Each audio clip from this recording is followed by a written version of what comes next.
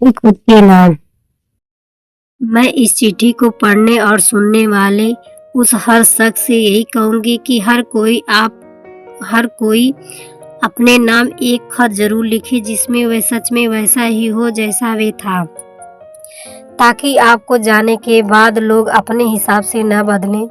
सुबह सुबह उस दिन मैं बीच आंगन में लेटी थी। किसी ने मेरे ऊपर सफेद चादर तान दी थी। आसपास बैठे सभी लोग न जाने क्यों रो रहे थे। मेरा परिवार ऐसे विलाप कर रहा था जैसे कि घर में कोई मर गया हो।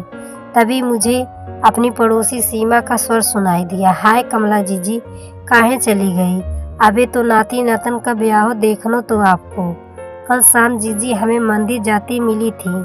बेचारी हमसे गले लगकर कह रही थी, सीमा एक तुम ही हो जो हमको खुद दर्द समझती हो, बाकी तो मोहमाया है। कल शाम किटी पार्टी में गई थी, मंदिर तो मैं गई ही नहीं। तो फिर यह सीमा झूठ क्यों बोल रही है? मैं यह सोच ही रही थी कि तभी दूध वाला दाखिल हुआ। वैसे तो वह रोज मुझसे किटपिट करता था, क्योंकि मैं उसका दूध और पानी का राज जो खोल देती थी।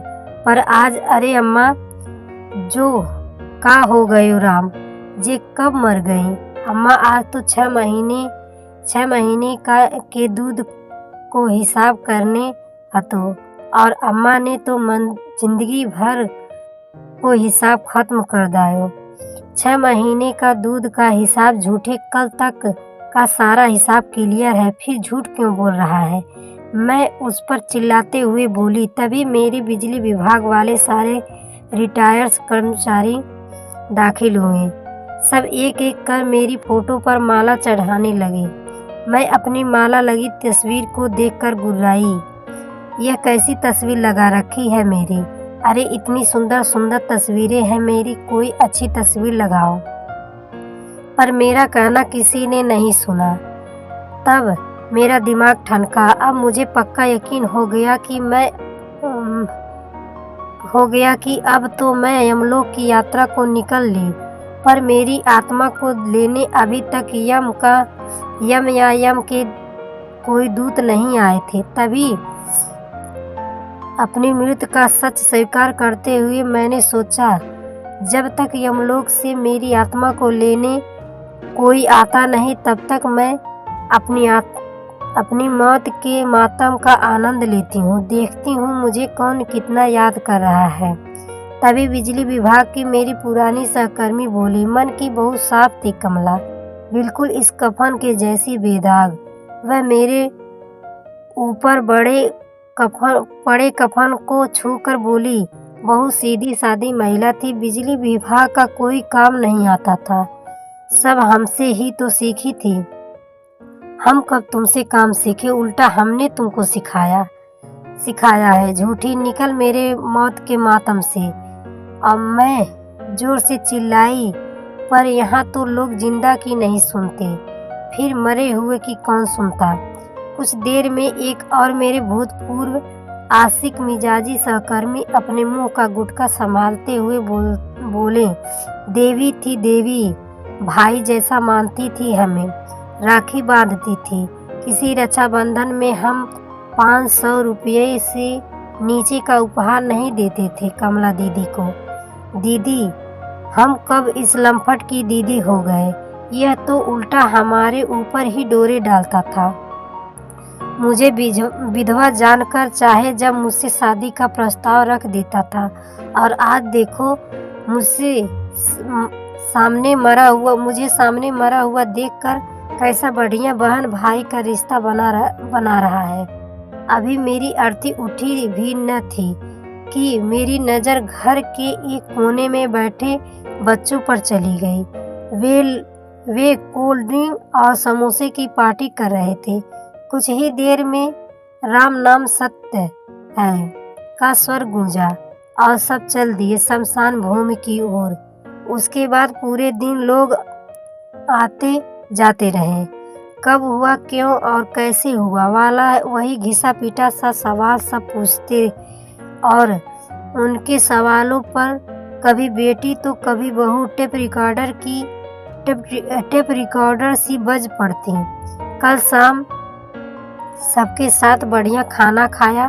उसके बाद उसने पेट में जरा सा दर्द हुआ, फिर सर दर्द दवा खाकर सो गई। सुबह जब देर तक नहीं जागी तो देखा कि अम्मा नहीं रहे। कहती हुई वे रो पड़ती है। यहाँ आते जाते लोग बाग अपना शोक व्यक्त करते हुए मुझसे जुड़ी मनगढ़ंत कहानियाँ सुनाते रहे। जिसके मन में जो आ रहा था वह मुझे लेकर वही कह रहा था। शाम होते ही परिवार के सभी सदस्य एक साथ बहस करने बैठे कि मेरी प्रॉपर्टी का बंटवारा कैसे हो। अम्मा साफ कह रही थी हमसे कि उनका वो कीमती रानी हार उनकी बड़ी बहू यानी कि हम ही पहनेंगे। बड़ी बहू की इस बात पर छोटी बहू का तपाक से बोली, अच्छा भाभी, लेकिन अम्मा तो बिल्कुल यही बात हमसे भी कहती थी। पर सच तो यह था कि हमने किसी से कुछ नहीं कहा था। कुछ ही देर में घर के कागजों को लेकर बहस शुरू हो गई। ये अम्मा तो बड़ी होशियार थी। वैसे तो कागजों का खूब काम जानती थी, पर देखो फिर भी अपनी वसीयत लिखकर नहीं गई। इस पर मेरी बेटी बोली, भाभी कैसी बातें करती हो? उन्हें पता था क्या कि वे कब मरने वाली हैं? वैसे अम्मा ने मुझे बताया था कि वे वसीयत में क्या क्या लिखने वाली थी। वे कहती थी कि अपनी प्रॉपर्टी का एक हिस्सा वे मुझे भी देंगी। वाह रे परिवार, इनकी अम्मा मर गई और इन्हें जमीन जायदाद वसीयत चाहिए। तब ये तीनों छोटे छोटे से थे जब इनके पिता का देहांत हुआ था। उसके बाद मैंने अपने दोनों बेटे और बेटी को बिजली विभाग में नौकरी करके पाला था। अच्छी शिक्षा दी, पैरों पर खड़ा किया, शादी कराई। मेरा किया कुछ भी इन्हें याद नहीं। उन्हें तो बस इस बात का दुख है कि अम्मा वसीयत क्यों नहीं लिख गई। कुछ ही घंटों में घर का माहौल बदल गया। जहां मेरी मौत का मातम मनाया जा रहा था, वहीं अब प्रॉपर्टी को लेकर महाभारत छिड़ी हुई थी। इस लड़ाई में मेरे दोनों बेटे नीरज और धीरज दोनों की पत्नियां मेरी बेटी व दामाद थे।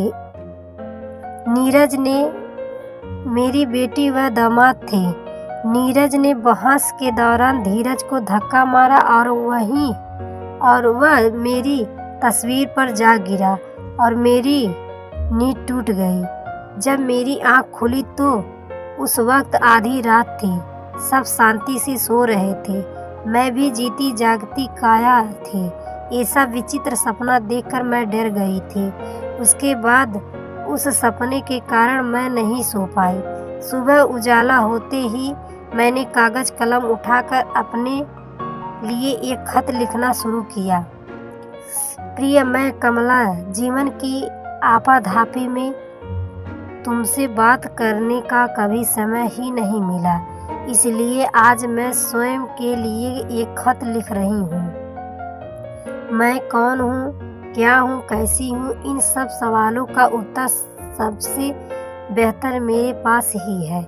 मैं आज यह खत लिखते हुए खुद से मुलाकात कर रही हूँ। मैं कमला हूँ, वह कमला जो बचपन में बेहद शरारती थी, वही कमला जिसमें अच्छाई के साथ साथ ढेर सारी खामियां भी हैं।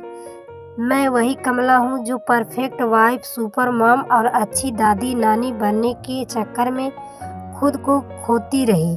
मैंने 25 सालों तक बिजली विभाग में काम किया। मैंने हर काम खुद सीखा।